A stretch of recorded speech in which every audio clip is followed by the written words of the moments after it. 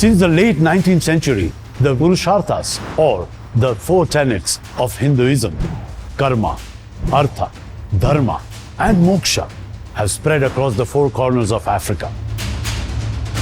In Ghana, West Africa, we find many African gurus and swamis well versed with the Bhagavad Gita, the Hindu sacred text. In Sudan, Gujarati is one of the languages of public school instruction. While in Kenya and Uganda, we find such beautiful temples by the dozen, radically changing the city skylines.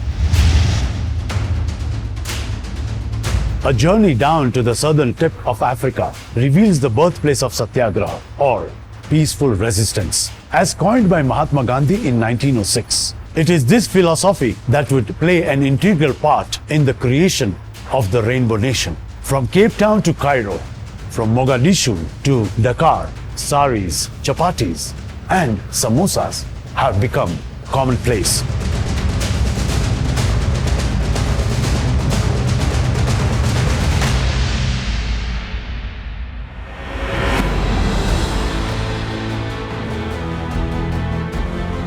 Phrases like Harambe, borrowed from the Indian rallying call Har Har Ambe, introduced by the Indian laborers during the construction of Kenya-Uganda Railway, have been used to unite many nations and communities. And the best part, Hinduism, the oldest and the third largest religion, has found its root in this vast continent without force or conquest.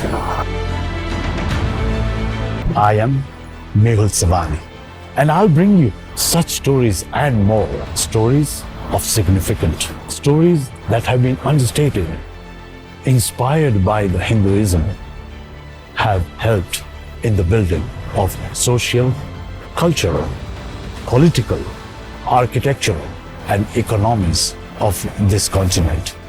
This is a century of Hindu influence in Africa.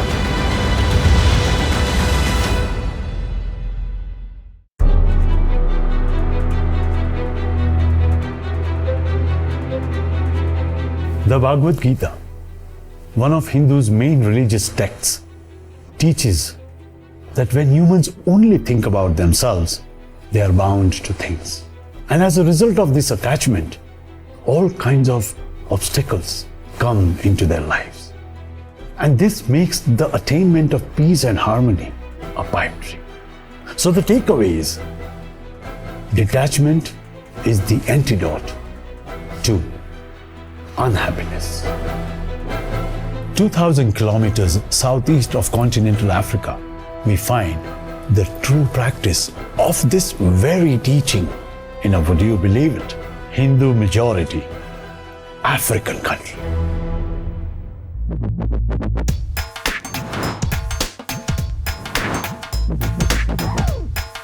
This is a full-fledged African country. We are living peacefully and we like everyone and everyone like us. If you go around, there is no discrimination either in our schools or in our hospitals. There is a balance between rich and poor.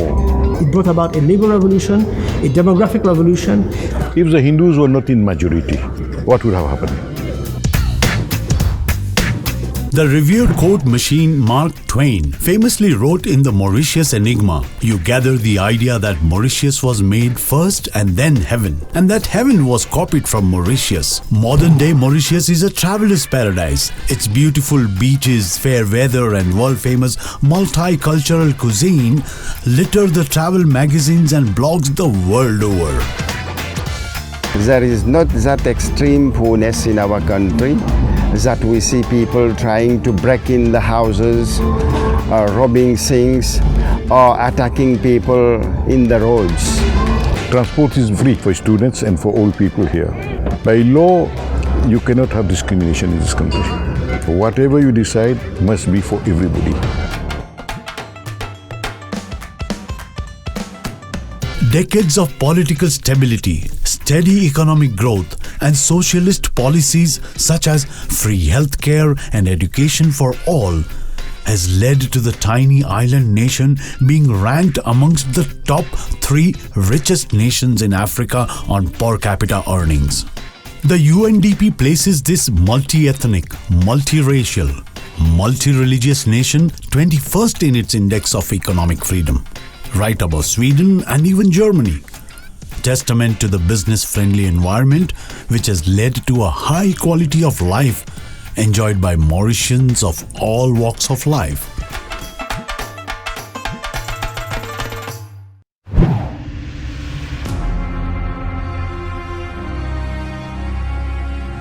Beneath this miracle, though, lies a past steeped in inhumanity of the worst kind, slavery and indentured labor. Mauritius, we must remember, didn't have an indigenous population. It was a null-use, no man's land, where the colonization or the creation of Mauritius is a joint enterprise between the European colonists. We can also say some of the Asians and some of the Malagasi's who came were also colonists, the free passengers who came. And the Indian indentured workers and the non-Indian indentured workers. The African slaves, we also had Indian slaves as well. 10,000 Indian slaves, 15,000 Indian slaves were brought to this island in the 1700s by the French. Mauritius was discovered first by the Arabs in the 8th century, then occupied and abandoned by the Dutch in the early 18th century after giving the island its current name. The French would rule the tiny but profitable sugar colony from 1721 to 1810, when the British took over as a part of recompense for the Napoleonic Wars. It is really in 1835, upon the abolition of slavery in the British Empire, however, that the modern history of Mauritius truly begins. During the 1820s, 1830s, the Britishers or the British imperial government was reforming and eventually was going to phase out slavery. Mauritius had already become a sugar colony, just like 18 other British sugar colonies throughout the world, and many other European colonies were also going through the abolition of slavery.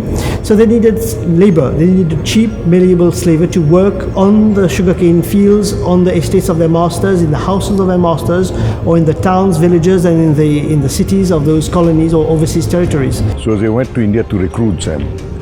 And there they told them that if you come to Mauritius, you will just turn the stone and you will get gold.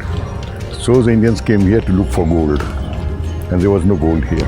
They had to clean the jungles so that sugarcane can be planted there. How hard life. There was no tractors, there was no machines.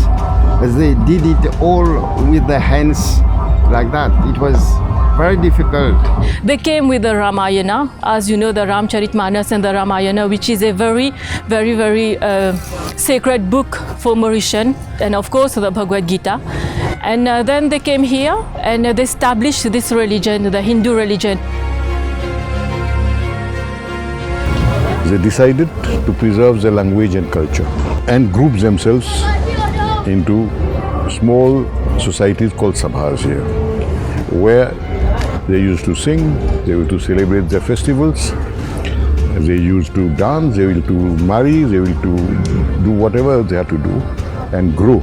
The contract was very simple. Just like any contract that we sign today, there are certain terms and conditions that the employer and the employees have to abide. It is legally binding and also by institution as well. They were provided with 5 rupees for the man, 3 rupees 50 for the woman, and 2 rupees for the child, because we also had child labor. It was usually a 5-year contract which called industrial service on the sugar estate but elsewhere as well. To keep the laborers in the farms at the end of the indentured periods, the colonists reneged from the passage back to India promise and instead brought in women. Marriage and family guaranteed settlement of the laborers in the colony and ensured a continuous stream of labor. It brought about a labor revolution, a demographic revolution, and an economic revolution, and also it led to the emergence of new multicultural societies.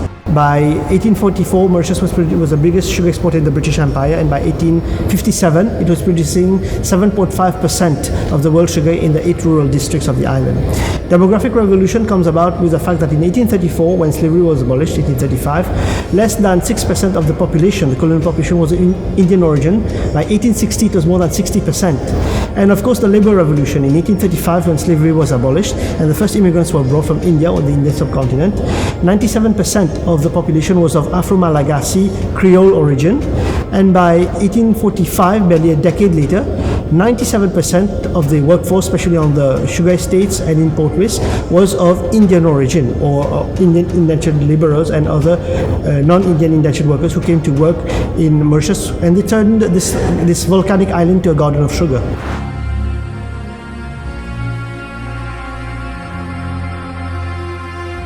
Despite being a clear majority, Hindus and the other coloreds were subjected to second and even third-class citizen status.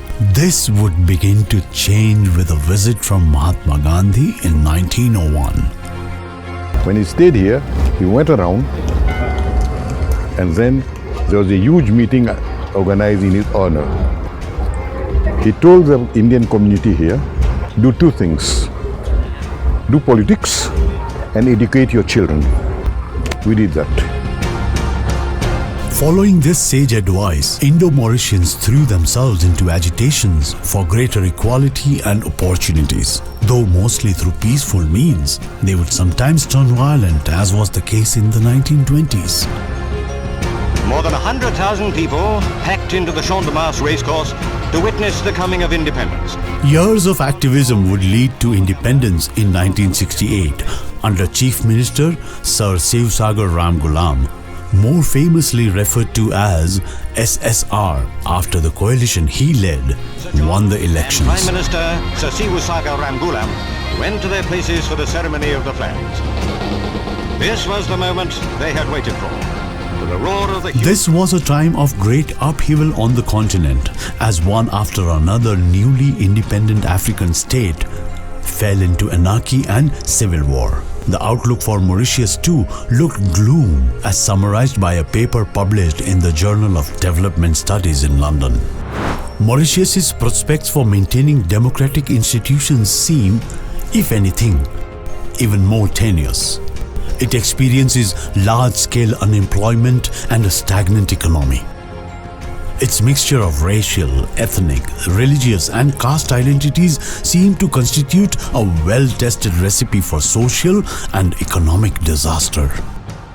This prediction, however, did not factor in a people committed to looking forward rather than at the past. It ignored the fortitude of SSR driven by his belief in seva, or selfless activity, as described in the Bhagavad Gita and summarized by Mahatma Gandhi. Thus, when you surrender completely to God as the only truth worth having, you find yourself in service to all that exists. It becomes your joy and recreation. You never tire of serving others. SSR and his carefully chosen cabinet would work tirelessly to ensure the cohesion and development of Mauritius.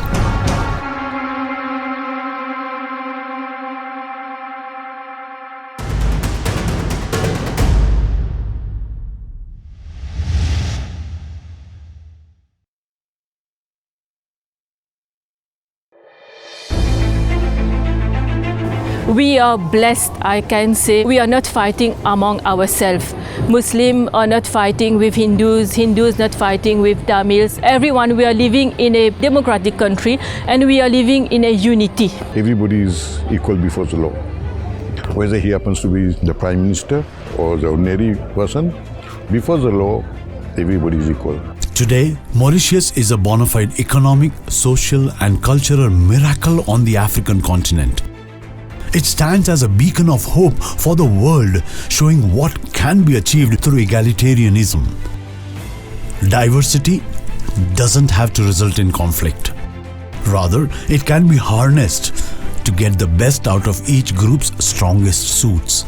The late Pope John Paul II remarked, I was able to observe for myself your nation's rich ethnic, religious, and cultural diversity and learn about the efforts made to promote a civic life marked by tolerance, respect for others, and the advancement of the common good. By continuing to accept one another in the diversity of their cultures, beliefs, races, and languages, the people of Mauritius will become a prefigure to the international community.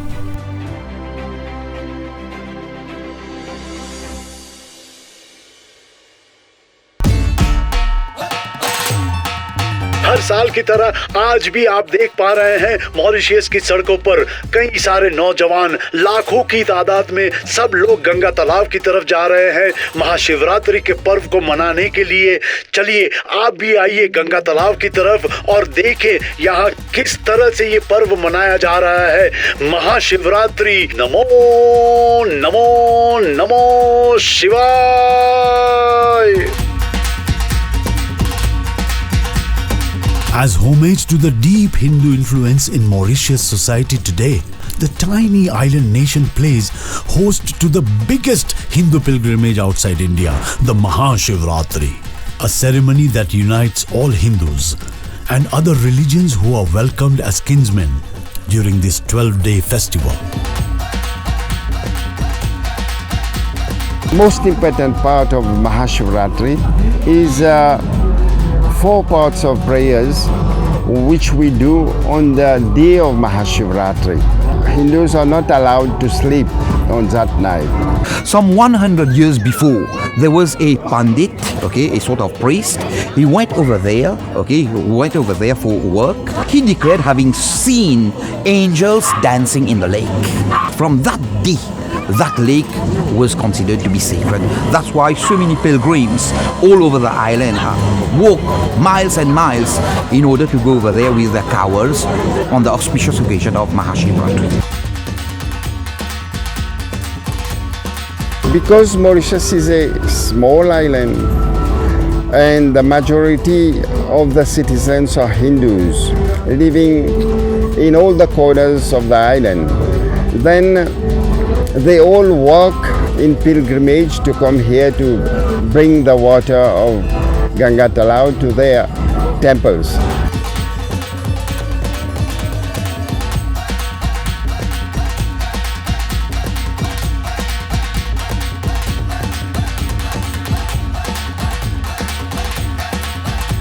This is the role which Hinduism has played here.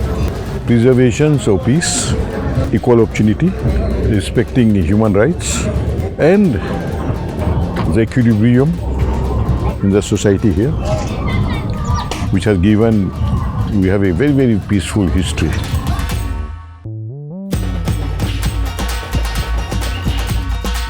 My conclusion is, we may never quite quantify the role played by Hinduism in shaping Mauritius.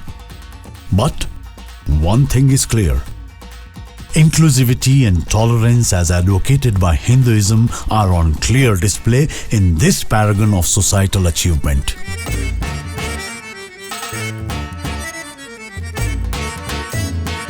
This is a century of Hindu influence in Africa.